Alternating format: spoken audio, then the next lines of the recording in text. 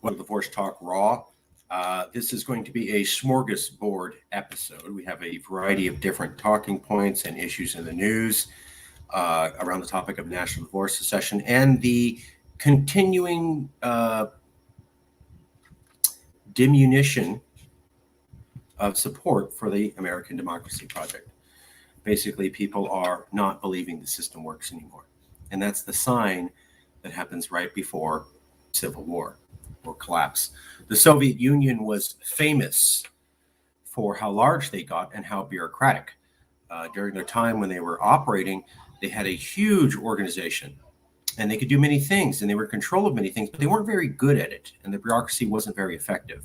There was a saying in the Soviet Union that was exceptionally popular about 3 years before they collapsed, and it went like this: you continue to govern, you continue to act like you're governing, and we'll continue to act like we care. Basically, while the Soviet Union had total control over their people, they had lost the hearts and minds of the people. The public knew that they were corrupt. The system didn't work. They weren't going to fight back, but they didn't really believe in it. And that's why you had worker shortages. You had people not really participating. You had factories producing products at 50% of their effectiveness because nobody really bought into the system. They were like, I know I can't fight you, but I'm just going to play along, but I'm not really believing what you said. And that's why the whole system collapsed, because it didn't really work for the people. They lost support of the public, and then eventually they lost public support from the public. But point is, years before, just a few years before the Soviet Union collapsed, Soviet citizens were routinely saying, you pretend to act like you're governing us, and we'll pretend to act like we care.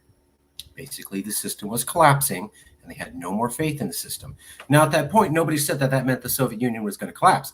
But now that we see that the Soviet Union has collapsed, it's easy to go back and go, well, look at this phrase that everybody was saying. They didn't believe in the system. They had no faith in that Soviet system. A few years. And so when the pressure came, it totally collapsed, but you had no popular support of the public to support it.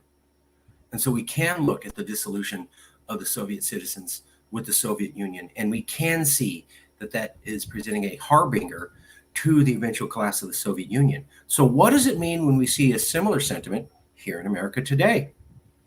We're going to get into that in today's show, but first,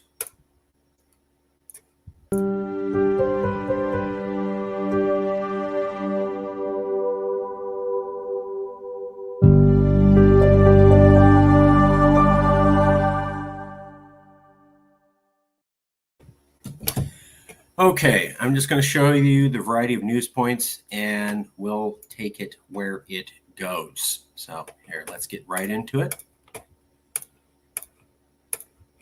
This show isn't as structured on a particular issue as other ones are. This is kind of a catch everything that's going on in the media just to make sure that you're informed. So first thing we want to point out is here's this article by the LA Times. After a week of guns, abortion, and insurrection, California resistance matters more than ever, Los Angeles Times. But here's the thing. To me, the brazen indifference to adversity, and even when it sends a census, is what unites Angelenos and Californians. And California were stunned. 5 black-robed jurists are gleefully dismantling an America we took for granted, crushing our ability to keep guns off the streets, government out of our uteruses, and the January 6th homes pounded just how close we came to a coup. So here's the LA Times. They are shocked in that they're saying that California is shocked that the Supreme Court justice could gleefully dismantle an America they took for granted. They never saw that coming, and here it is, and they are shocked that the Supreme Court could do this. Well, they're not alone. And this is what the Los Angeles Times said. They're shocked that happened. They're not alone. So here's Deborah Messing. Deborah Messing was a very popular actress back in the day. And she says there's no point in voting after Roe v. Wade is overturned. On a recent phone call with the White House, it is reported that the Will and Grace star Deborah Messing said that although she claimed to have gotten Joe Biden elected, she felt there was no point to even voting. In the wake of the U.S. Supreme Court decision to overturn Roe v. Wade, the White House arranged a virtual meeting between the president's aides and dozens of celebrity supporters, according to CNN. Report based on conversations with 3 people who attended the call. The mood was fatalistic, meaning we're going to die. Messing was particularly vocal. She helped Joe Biden win in all of these places. She really stumped for him. And then she started yelling. And then basically she said, what's the point of voting if after I get you elected, Roe v. Wade happens? So that's Deborah Messing saying that. What's the point of voting? We worked really hard. We got you in. The Democrats won the House. The Democrats won control of the Senate, or at least the Republicans didn't win control of the Senate, and you still can, and then Roe v. Wade happens. That shocks us. You know, we're shocked that this could happen. And here's Deborah Messing also shocked that after massive, Joe Biden won. The Democrats controlled the House. The Democrats prevented the Republicans controlling the Senate, and they still could not stop this from happening. And here's why. Because as Norman Ornstein said in 2018, I want to repeat a statistic I use in every talk. By 2040 or so, 70% of Americans will live in 15 states, meaning 30% found in 35 states will choose 70 senators, and they'll be 30% older, whiter, more rural, and more male than 70%. So 35 states will have 30% of the population, and they will control everything. A minority will control the majority. We pointed that out in 2018. All that gray spot, that's the minority population who owns more states than the blue circles. So that means, and here's Think Progress backing it up. There's a lot of other people backed it up. So basically, you look at Trump, here's the population, and there's the Trump. Who voted for Trump? Look at the gray, that's the interior. Look at the light blue, green, that's the population states. So you can see a lot of low population states voted for Trump. And those 35 states, seen here mostly in red, are mostly rural, low population. And because they're 35 states, and because the way the Constitution is constructed, they will control everything. As Paul Waldman said, in the age of minority rule, the Supreme Court justice appointed by a president who got fewer votes is confirmed by a party in the Senate that got fewer votes to validate policies opposed by most Americans. So Paul Waldman and Norman Ornstein are having a conversation in 2018, 4 years ago, where they're going, wow, because of minority rule, you're going to have the Supreme Court enact these regulations that are wildly out of line with what most Americans want. And the court, meanwhile, isn't just polarizing along partisan lines. Its decisions also increasingly align with the views of the average Republican voter. The Supreme Court is doing what it does to speak to the average Republican voter. That's an analysis from 538. Well, who are they talking about? These are all the states that now ban abortion. You're looking at all the states in gray that now ban abortion. Take a look at those states. Okay, see how it's mostly the South and the Midwest and the interior? And then let's take a look at this map. See the gray parts? Midwest, South, the interior, gray, population. The blue circles are the population areas. Yeah, Texas is there, and yeah, Texas is part of the conservative coalition, and so Florida is too. But in general, look at the blue circles, population areas, compare them to the gray circles, gray squares. That's where the 35 states exist that have a 30% of the population and will control all the decision making. And so 35 states have 30% of the population, and they'll be older, whiter, more rural, and more male than 70%. And that's why the Supreme Court can do things that shock the hell out of Californians and convince them there's no point in voting, because there is no point. You cannot outvote 35 states. It doesn't matter if you had the majority of the vote. That's what they're saying. And here we go. Extremists who have opinions out of touch with most America will routinely be appointed to the Supreme Court. We told you that the Supreme Court decision that was going to shock the hell out of Californians, convince people not to vote, was going to come in 2018. Told you. And the reason we said it was 35 states now control America, and they are 30% of the population, and they're massively out of line with us. But they do fit in line with the average Republican voter. So the average Republican voter is a minority, but the Supreme Court is speaking directly to them. The Supreme Court is speaking to this average Republican voter, the average Republican voter who is older, whiter, more rural, and more male than everybody else. Supreme Court speaking directly to them. Here's about 35 states that banned abortion. Here's about 35 states that basically elected Donald Trump. Do you see the pattern? Ban abortion, elect Trump. Ban abortion, elect Trump. Ban abortion, elect Trump. It's the same group. They control America. That's why democracy doesn't work. That's why you're shocked. That's why you don't get that even though you won the House, you stopped Republican control of the Senate, and you took the presidency, you don't get the things that you want. That's why. There it is, 26 states likely now to criminalize abortions, often without exception for rape, incest, or life-threatening pregnancies. That culture is radically out of line with Californians. Here's who those people are. And if you're curious, yeah, people are already comparing that situation to the Civil War.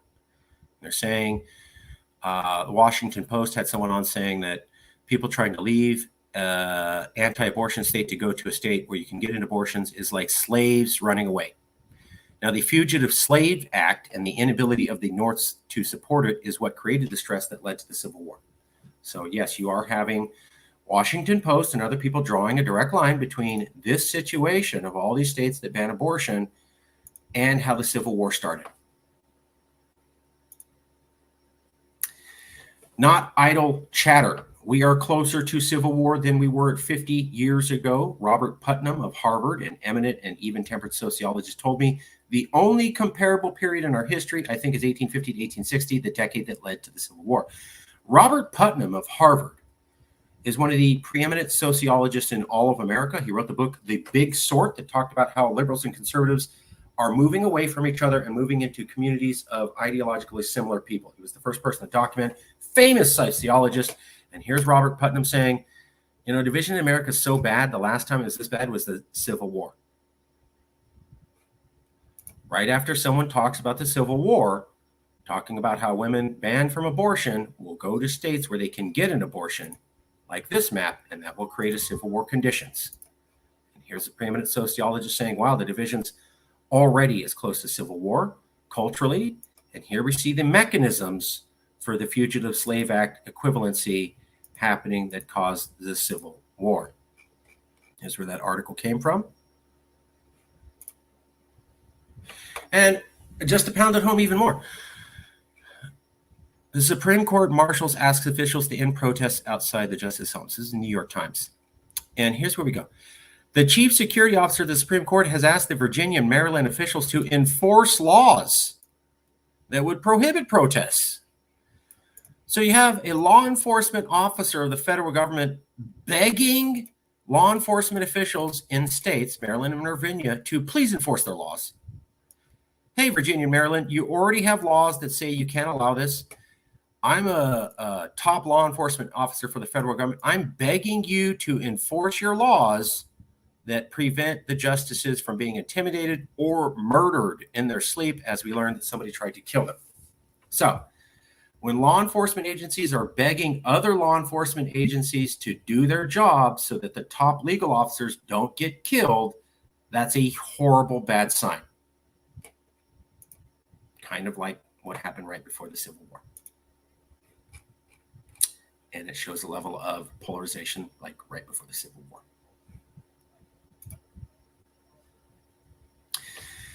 And just to add it up, so here we go. The Biden administration needs to act like a blue state, California, Oregon, Washington are taking action to protect abortion rights than the federal government. Yeah, that sounds great, but here's the thing. Let's think this through. There will be an America that takes its cues from Texas and an America that takes its cues from California.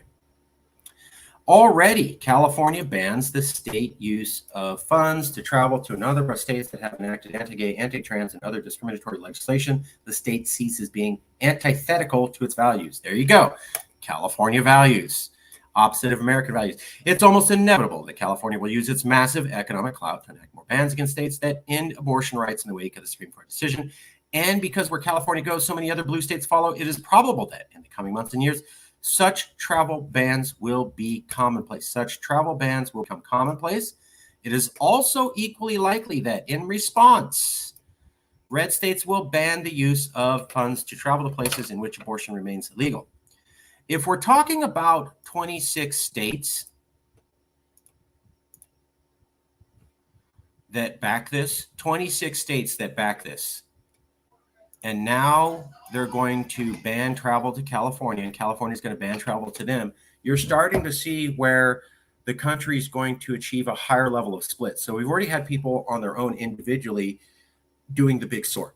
Liberals leaving an area and going to a more liberal area, conservatives leaving an area and going to a more conservative area, just like Robert Putnam said. But now we're going to the next level, which is states will ban travel to other states, further polarizing America. So polarization is already super horrible, and it's about to get worse because states are now going to start banning travel to other states. Here we go. Let's take a look at this. We've got so much violence around the nation. School shooting is happening, and everything feels somewhat connected. They're saying, or just recently, there have been articles popping up saying that we have probably entered the Kansas phase of civil war. Now they call this the bleeding Kansas phase of civil war. For these 7 years, from 1954 or 1854 to 1861, that 7-year span, Kansas was looking to be one state in the United States. But there was a even split among the Senate, who was in the pro-slavery states and the anti-slavery states. So whichever state got Kansas senators, whichever side got Kansas senators, would win the argument outright. The majority vote. Yes, they would win the majority vote because they would have the majority.